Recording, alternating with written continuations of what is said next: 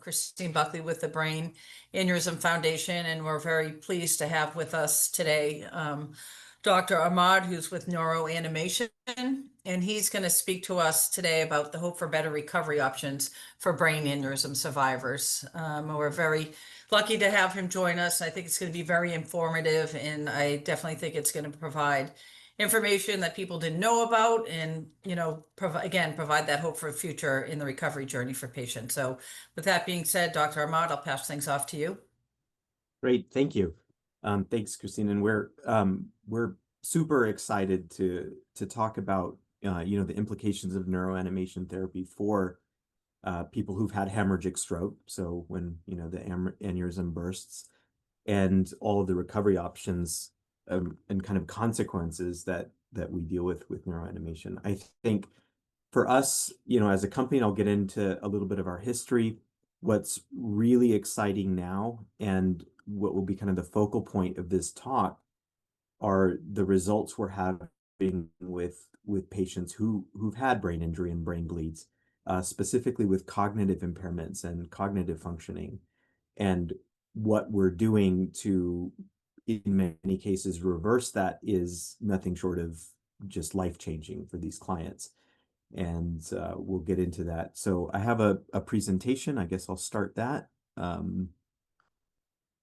so we can get started. So you'll learn a little bit of important neuroscience in this presentation. So I hope you take away with some new and exciting knowledge about the brain and about plasticity.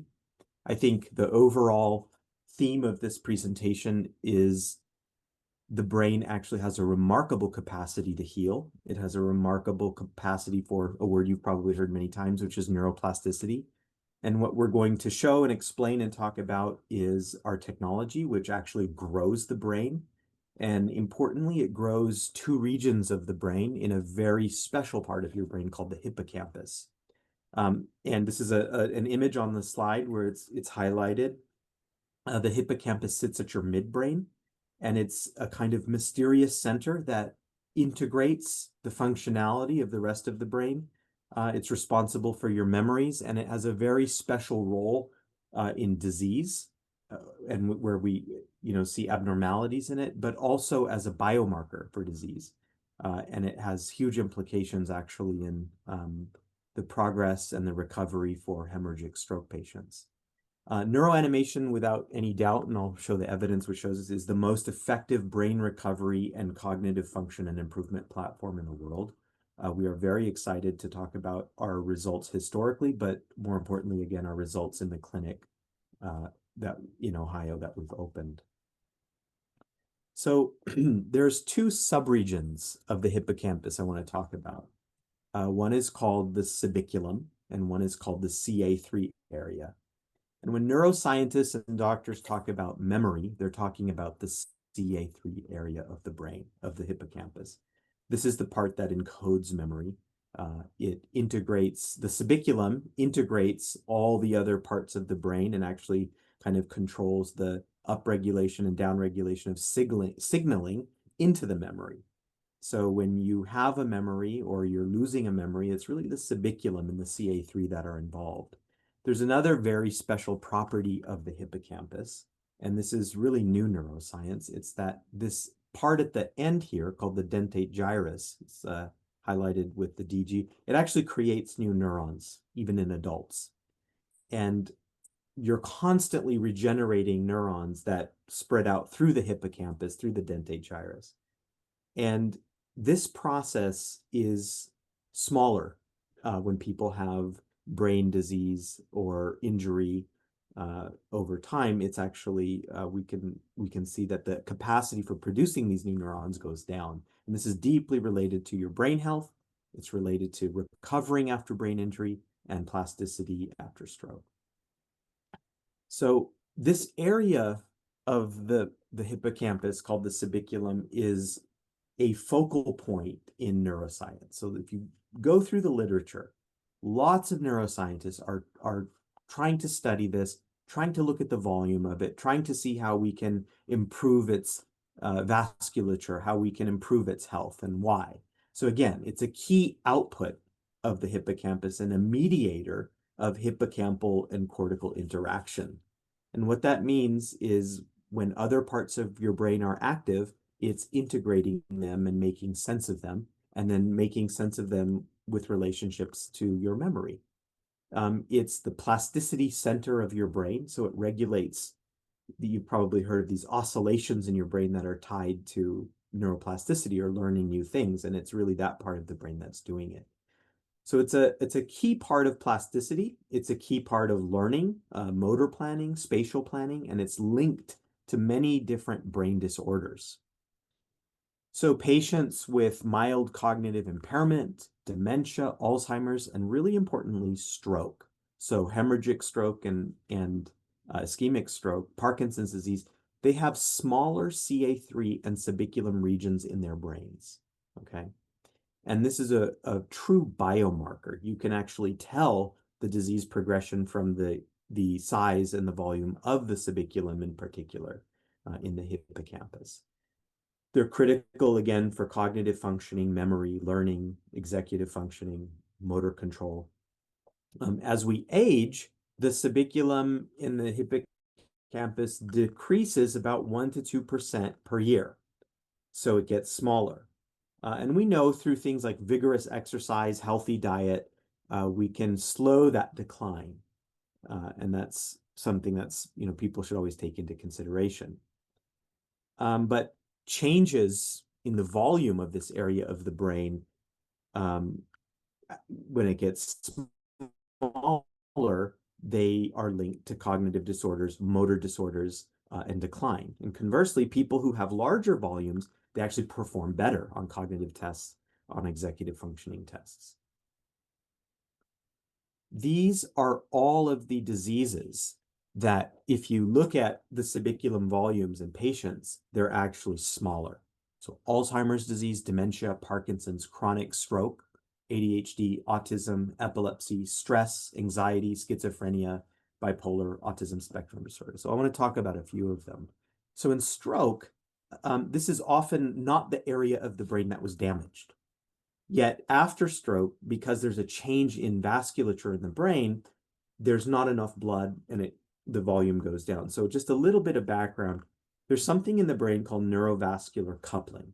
And what that generally means is you want healthy blood in areas of the brain, which support cellular metabolism, it supports nutrients, and that's how you keep an area of the brain growing and regular and, in size. When that vasculature is disrupted, the size shrinks and you get into a sort of downward spiral. So it's very important that you have correct blood flow into regions of the brain. Blood flow is related to neuronal growth. So the more blood vessels, the more blood you have, it creates new blood vessels. Those create new neurons and neuronal axonal sprouting. And generally, it's just very, very good for your brain health. Okay, so in chronic stroke, you see this area of the brain actually decline, even though it wasn't the part that was damaged from the stroke. It's prevalent in anxiety disorder, and this is because the subiculum actually regulates the emotional and anxiety response of other parts of your brain. It regulates body temperature. If you have a stress response, it's the subiculum that controls the stress response. So if the volume's lower, you're not able to control that stress response. People get anxiety, people get depression. So what we've done fundamentally with neuroanimation is we have shown through a really important study that was the poster and abstract were just released at AAIC in 2025. We've shown growth in the subiculum of 4 to 6% and 5 to 10% in the CA3 regions. And this is completely unprecedented, okay? We can see in the scientific literature that these areas of the brain, we can slow their decline, right, through vigorous exercise, but there's nothing pharmacological or behavioral as an intervention that actually grows this part of the brain until neuroanimation, and that's what we do. So we can scientifically show that we've grown subiculum volume. The question is, so what? What's the implications? So 3 clinical trials have showed the world's highest gain in stroke recovery and Parkinson's recovery using neuroanimation therapy. So these are 3 trials, but there are generation 1 and our generation 2 system. This is a fellow, his name is David Stevenson, who had a massive stroke. According to his brain scans, very little corticospinal tract integrity. Yet he made almost a complete recovery. He feels 100% today. It's very hard to tell he had a stroke. And again, this is our generation 1 system. We did a generation 2 system that studied stroke further, and also Parkinson's disease, where we showed massive improvements in cognitive motor functioning. This is our Gen 1 system in stroke recovery, which showed twice the effectiveness over standard of care, as measured on a test called the ARAT, which really measured hand dexterity. So it was a great start to the research we did. This is when I was at Johns Hopkins, but really what the story is, the story of neuroanimation is about our center that we opened in Ohio with what we call a Generation 3 technology. So I'm just going to give a quick description of what that technology is. We put people in a theater. We have 12 cameras that surround them and track the tiniest details of their movement.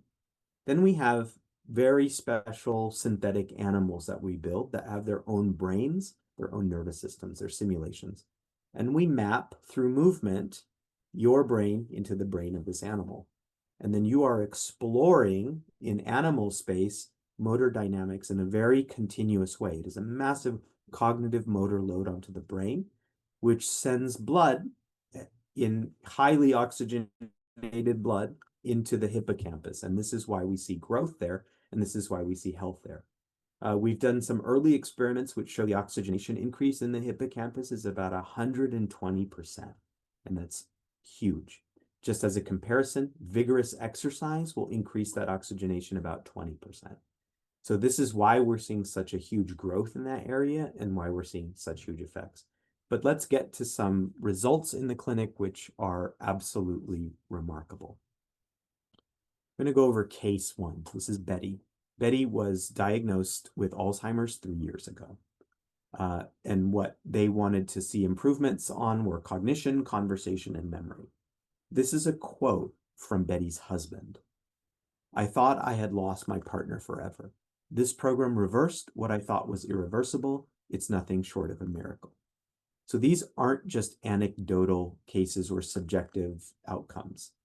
We track our patients meticulously with the same cognitive battery of tests that the US military uses for memory, processing speed, and these were her results. So she had she had 180% increase in executive capacity and short-term memory, almost 100% increase, it was 92.9% increase in working memory, 72.3% increase in impulsivity, speed, and accuracy, 14.6 in attention, and 21.4% increase in processing speed.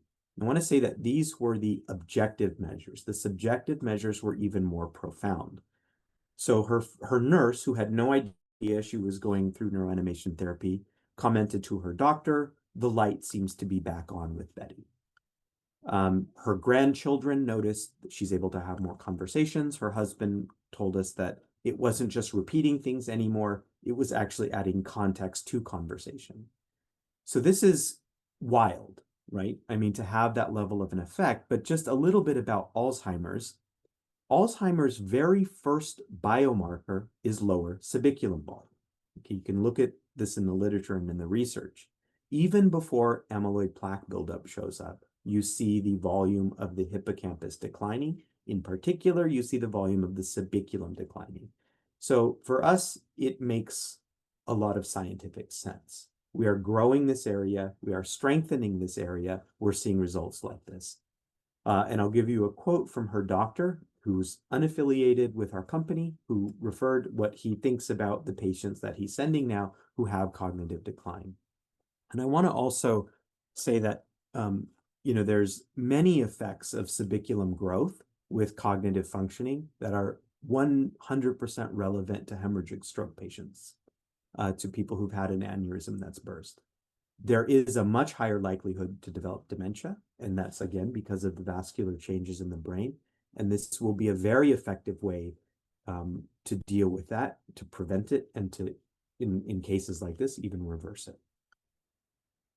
This is Maddi Niembach. So she's another case of, she had a stroke. It was an AVM rupture in surgery about 8 years ago.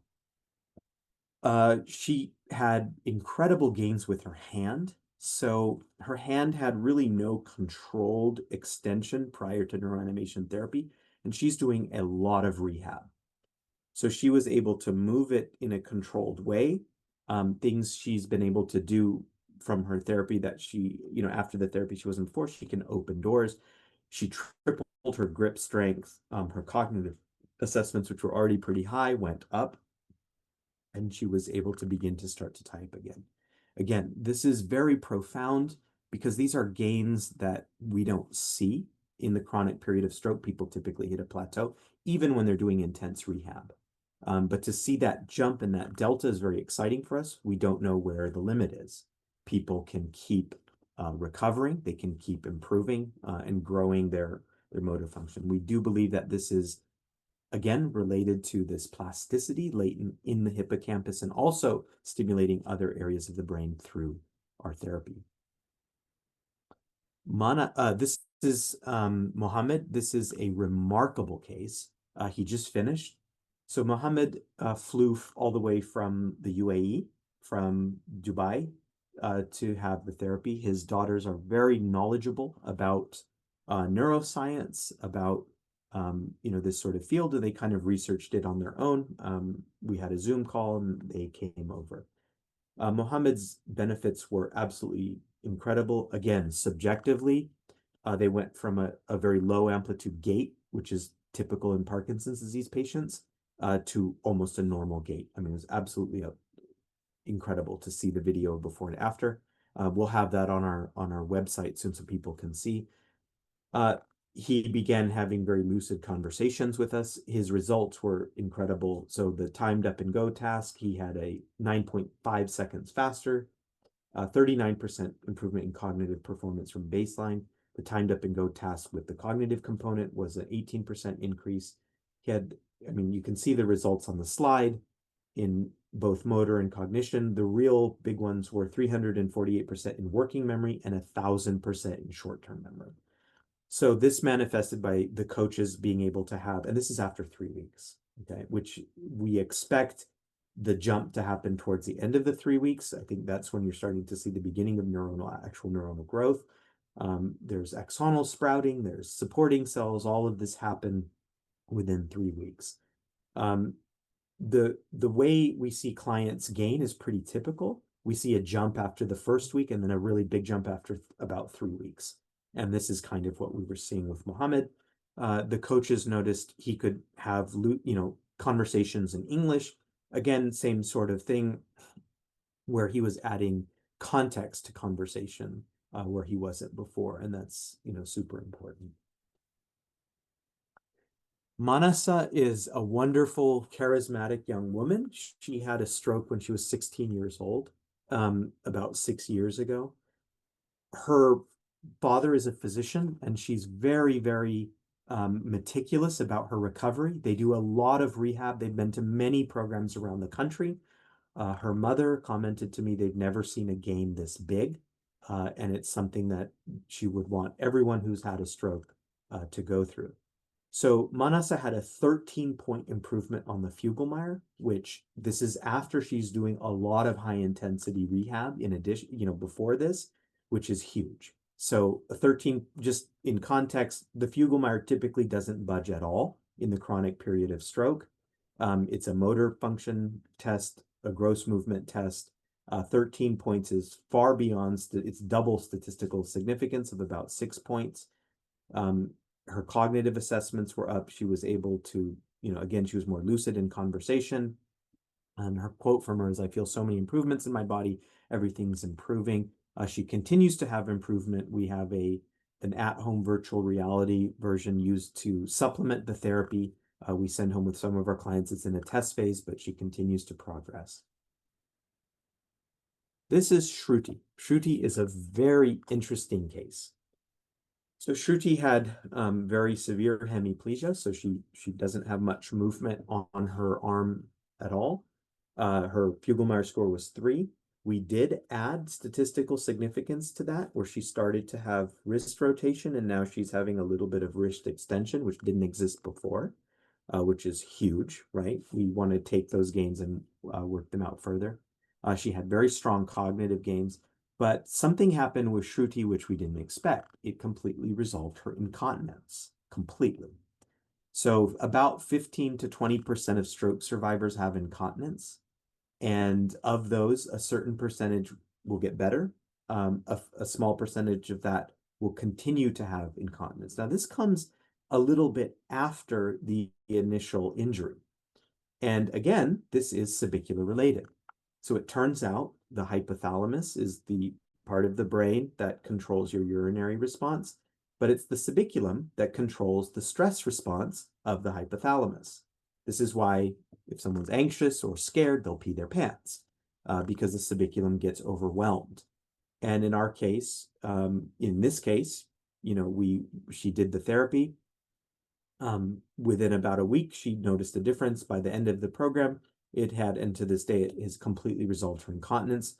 It makes, sense from a neurobiological point of view that this is again subicular strengthening in the hippocampus, which she's now better able to regulate. She also noticed better, her ability to regulate body temperature was improved drastically. So she ran cold most of the time, and now, she can regulate that. And again, this is something that deals with that part of the brain. This is a snapshot of the cognitive recovery of patients who go through our center. So I want to talk a little bit about client 6. So client 6, her overall cognitive improvement, I think it's now at about 97%. It's even higher. She just finished the program. Her name is Janeth Garcia. She is a brilliant woman. She's a physicist at OSU who deals with quantum particles and all sorts of very interesting topics. So Janeth had a stroke over a year ago. She luckily had TPA quickly. She had total recovery of her motor function. But Janeth had a huge problem in her cognitive functioning. She was unable to concentrate and do the intense level of physics and math required of her as a physicist. She was kind of at her wit's end. She tried everything the doctor recommended, prescribed. Nothing really worked. She did her own research and came to our program. It's nothing short of a miraculous improvement, not just objectively on our metrics, but in her life. She's able to do the mental gymnastics that is required of her. She's able to do the math and do the physics required of her as a physicist. She's been very, very grateful and open about her recovery journey. And so if you look on our social media, there's a lot of stories, and we have video of her talking about her gains. But this seems to be pretty typical now at our clinic, that we're seeing very, very life-changing gains, especially in the cognitive realm. We're seeing very, very meaningful gains in the motor realm for people who suffer after stroke in a way that kind of goes beyond what you can typically achieve through other methods. And this is, again, because we are targeting, like a laser, the subiculum of the hippocampus. Neuroanimation is really transformative for all of our clients at the center. We've shown about 100% improvement. 100% of patients improve in a very measurable way beyond standard of care, both in the motor domain and the motor cognitive domain. There are multiple levels of benefit: memory, cognition, processing speed, gait. It kind of goes across the board. Sustained progress, so we see no plateau. We keep up with every client that comes through our center. We follow up with them, and the gains seem to continue to go. There are many of them wanting to come back. They're very personalized goals. So we have 2 programs at our center. One is our boot camp, which is 3 hours a day for 3 weeks. It's very intense. And one is 2 days a week for 12 weeks. And we built both of these programs off of the clinical data. So we had the growth in brain actually came from a 12-week program that was conducted at Johns Hopkins. And the 3-week program was a trial that was conducted also at Johns Hopkins and a few places around the world. So that's where we came up with those protocols. Strong continuation, so the patients are highly engaged, very satisfied. Many of them come back to the center. Many of them adhere to the therapy. Finally, I wanted to end with a quote from a very wonderful doctor in Columbus, Ohio, who found out about us, came and visited and said, okay, I'll send you a patient or two. Let's see how they do. And was completely shocked with the results. This is a quote from him directly. With 25 years of experience treating Alzheimer's, I can say this program delivered results beyond anything I thought possible. It is the new gold standard. It marks the beginning of the end for this disease.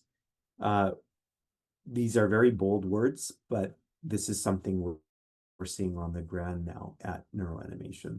We're seeing results that are miraculous in many cases, where patients come in with severe cognitive deficits, motor deficits, and it's reversing them. It's getting them to a level that they were unable to attain before the therapy. So that is the end of my presentation, and I'd love to open it up for questions. Yeah, no, I think that was great. Thank you very much. It's a lot of information for people to take in. I think I'm just want to make sure, did you touch on, the growth of neuroanimation and its availability in the future to other Yeah. patients and, how people could Yes. get more information to feel if it would pertain to them or how they would access it? Yes, absolutely. So we you can go to our website, so I can put the website in our chat window. I'll actually do it right now.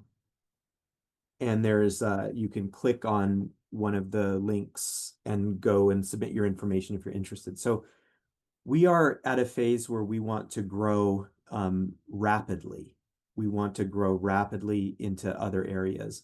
It's not the therapy is not it's a non-pharmacological treatment, so it's behavioral, so it still is classified as wellness. There's no FDA. There's a question about FDA approval. FDA approval is for things that have risk. Typically, it's not a pharmacological intervention. It's a wellness intervention, even though we have tons of clinical data that show its efficacy. So, what we can say is that it's growing the subiculum area of the brain, and this has implications across all of these diseases. So in terms of expansion, sorry, Christine, to get to your question, we want to be in every state in 2026 with our centers, at least one in every state. And we're just working rapidly to test the technology on a more portable form in terms of VR, but we have efficacy in the clinic with our room system, which has cameras tracking. We need to make sure that it's getting the same results before we offer that. Right now, the VR version is offered more as something to supplement people at home until they can kind of return to the clinic. We do have visitors from all over the world at our clinic in Ohio. I would highly recommend, if you're interested, to send an email. It is filling up. We plan to be booked out for about a year by November. So we do need It's to amazing. open up. Yeah, we need to open up rapidly. And I think you mentioned it, but someone did ask if it is FDA approved at this point in time. So it's not, it doesn't require FDA approval. That's what I was kind of Yeah. going over. It's classified Yeah. as a wellness intervention, so it's no different than, Right. mild exercise. It's just this, it's sending blood to the hippocampus and growing it. We do have lots of scientific studies which validate the efficacy, which you can see on our website. Yeah, no, that's great. Someone just wanted to clarify that. And then how do you map the human brain to the virtual animal brain was another Very, question. very, very good question. So what we do is we track the user. So we're meticulously tracking, for example, like the endpoints of your fingertips, the movement, the rotation, the positioning. So there's, I think, a total of 50 points on the body that we track to millimeter precision. And then what we do is we take that movement and we map it into the animal. So the animal has a kind of a brain and nervous system, right? It issues motor commands with torques and forces and muscle forces. And so we're basically determining yours, mapping it in the brain, and now all of a sudden you're an octopus. And you have to figure out how to move like an octopus. And if you can imagine, it's a massive cognitive motor load, but it's also a lot of fun. It's very unique. I think that's one of the most joyous things is people just have a really mesmerizing time in the therapy where they now are moving their hands around, moving the tentacles around, they're catching fish, they're moving around targets, all the while getting this intense cognitive motor load on the hippocampus. And then are there other animals that you use with this other than the octopus? Someone wants to know? Yes. Yep. So we do, right now we have two different types of fish, sharks and an octopus, and we have a sea lion. She's adorable. She'll really be a flagship creature, taking her a little bit longer to develop. So that will come online hopefully by 2026 in the clinic, where people can play with her. Her name is Cece, and the octopus's name is Kana. Awesome, that's good to hear. And I think you already addressed prior to this, someone was asking if there'd be access in the LA area, but hopefully by the end of 2026, that will become a yes. Yes, yes, I'm very hopeful we're going to have a center available in every state. We want to get this out to people as soon as possible. Some other prior questions were that are related. What is the best time for someone to start this? And if someone is 2 years out in their recovery, is it too late? No, it's not too late at all. 2 years out is a very good time to do it. There's so a little bit of science behind the timing of recovery. So we've seen strong results again from up to 3 years out for Alzheimer's. I think that, the further out you are in the neurocognitive disorders, so Alzheimer's and dementia, I think it's going to be a much harder climb back. Certainly in stroke, hemorrhagic stroke, we're seeing gains like, Maddi's gains were 8 years out, and they were strong gains. When your body has an injury, your brain has an injury, the first 6 months, we can have massive improvements with this because your brain is flooded with a chemical called BDNF, so brain-derived neurotrophic factor. This is kind of the plasticity chemical. It helps with axonal sprouting, it helps with nutrients, it helps with signaling, and your brain is primed for recovery in the first 6 months after injury. Now, it's tragic because the current system does not offer this type of intense brain stimulating therapy. So if you are in the first 6 months, it can have an even higher multiplicative effect on you. So if you are within 6 months of injury, I would especially reach out to us. With David Stevenson, the fellow I had on a slide, that was full recovery, right, from stroke, and he was not intended, based upon his the projections, he was not supposed to be, was supposed to have a lifetime of impairment. So anytime, but especially the early time is the answer. And someone also wanted to know, post concussion, why do they have short-term memory issues, but can remember everything long-term? So I think that's a great question. I'm not sure. We do know there's, the subiculum is responsible for both in terms of regulation. So there must be something with the neurovascular effect after concussion. But what we do see is, our clinical trial, which showed growth, were patients who had TBI.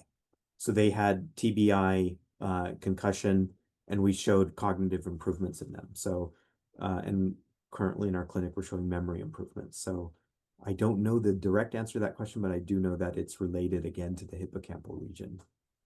Okay, thank you. And someone's also asking, would a 3D virtual video games have the same effects of this? Obviously, I think No, I they not only understand do, why they're asking, but right. there's definitely a different back So, end. so no, they don't have the same effect. And in fact, the science shows that playing 3D action video games atrophies the hippocampus. It does the opposite, reduces brain matter. You're not doing true 3D motor planning in a 3D video game. You're manipulating a 3D environment with a camera with very tiny movements in your wrists, your mouse cursor, but that does not stimulate the motor planning and motor cognitive planning necessary for, hippocampal stimulation that leads to growth. So there's ample evidence that, typical video games actually do the opposite. They have Interesting. high dopamine responses with low, cognitive benefit. That's good to know. And then someone's asking about insurance. Is there ever going to be the opportunity for insurance to cover this? So a couple of a couple of thoughts on that. So one, you know, we've as a company, we're primarily focused on getting the best possible solution to clients out there so they can improve their condition. going through insurance was, we chose not to because the costs would have actually been higher. So getting these types of results, it would have been $100,000 once you go through all the regulation and the red tape, which would end up being out of pocket probably more for the customer. So we keep the price extremely low in comparison. It is cash pay. We don't take insurance now. Having that said, we are gathering real world evidence, so we can always keep the cost around there. And then I do think, because the evidence is so overwhelming, it'll probably eventually be covered. But right now we are doing it with a price point that works with most people, and we've found a very good amount of contentment with the price, and we have payment structures in place. So gives anyone a minute or two to see if they have anything else, or if Dr. Ahmad, you could think of anything to say. But I think it's certainly encouraging to hear that this technology is out there and that it's going to grow and continue and probably refine and be better and better, and hopefully have more access points to people in the future.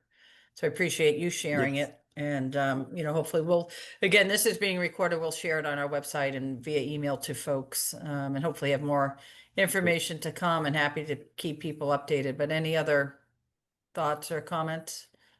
Yeah, we just got questions on Okay. here. Someone says, are electrical impulses used at any time to stimulate the brain during this therapy? No, we don't use electrical impulses at all. That was the last new question. So yeah, any closing comments from you, Dr. Ahmad? That would be great. Just that this is a really exciting time in neuroscience because of what we're learning about the brain and the brain's capacity to actually heal in non-pharmaceutical ways. It's very solid science that these areas of the brain can grow, they can strengthen. And just in general, we need to treat the brain as a whole integrated component. There's overall neurovascular health, which is so important after and even, to prevent brain injury. People should be cognizant of their diet, of exercise, of, chemicals or supplements that can improve BDNF in the brain. Eating green leafy vegetables, lots of fish. These things are all important. They all help with neurovascular strengthening. And I truly believe we can end Alzheimer's and dementia in the world by prevention and by interventions like this, which grow the brain and strengthen the brain in pretty incredible ways. Okay, but we do have another question, so we might as well. We still have a little time. It says traditional aerobic and resistance exercise have been shown to benefit cognition early in Alzheimer's. In your opinion, how does the Neuro Strength program compare or complement standard exercise Yep. approaches in terms of measurable cognitive outcomes? A fantastic question. So although exercise will get a higher an improvement in oxygenation in the brain again, so it's about 20%. What we're doing is we're targeting blood into the hippocampus. So you couldn't do enough exercise to get that much oxygenated blood into this particular region. So what the studies show is through vigorous exercise, you can stave off the decline of the hippocampus. And this is, again, a vascular effect. So, you decline 1 to 2% a year if you're doing vigorous exercise, which actually most older adults can't do that amount of. You can, level that off. What we've shown is you can increase the volume. So really, it's a targeted way. It's not a high, neuroanimation is not a high VO2 max exercise. It's subtle, but it's cognitively demanding. So you're moving around for an hour, but really motor planning in a continuous way for an hour. So this is why it would supplement or complement regular exercise, right? We want people to do that regular exercise, but this just achieves a level of growth and blood supply to the hippocampus that you can't really do with exercise alone. It's been a great presentation. I think, again, any progress or change for this space and, making outcomes better for people that are impacted by these different diseases is just so important. At the foundation, we're obviously number one brain aneurysm foundation, brain aneurysm, but obviously Alzheimer's is interaction and Yeah. crossover with all these diseases impacting the brain. So, we're happy to share it, and, not just for our sake, but for other people with these brain injuries that, Absolutely. And just to kind of reiterate the point, I think the really exciting thing for us at NeuroAnimation is this one amazing, mysterious central part of the brain called the hippocampus has implications for so many disorders and diseases, especially, post-hemorrhagic stroke, where strengthening that area can open areas of plasticity in the brain that were unopened. And I think one of the most the satisfying things for us as a company, the founders, most of the founders of this company have been working at this for almost 20 years, right? Trying to improve the condition, but to see people have meaningful gains where they didn't see them before, being able to open your hand in a way that you weren't able to do before, adding some functionality or some cognitive fog is gone. It is absolutely the most worthwhile and amazing thing to do. And we're actually very, very grateful to you, Christine, for all the work that you do, in helping bring awareness so we can bring these solutions to people. Yeah, no, thank you. We're happy to do it. Like I said, there's a lot that can be done. So much of the brain misunderstood, and there's just so many people impacted by so many different things that limit, the way they live and their interactions in their communities. That, this is it's definitely hopeful for the future. So thank you, Dr. Ahmad, for the work that you're doing and the other folks at NeuroAnimation, and look forward to sharing this presentation and hopefully giving some updates down the road. So thank you so much for your time. You're welcome. Thank you.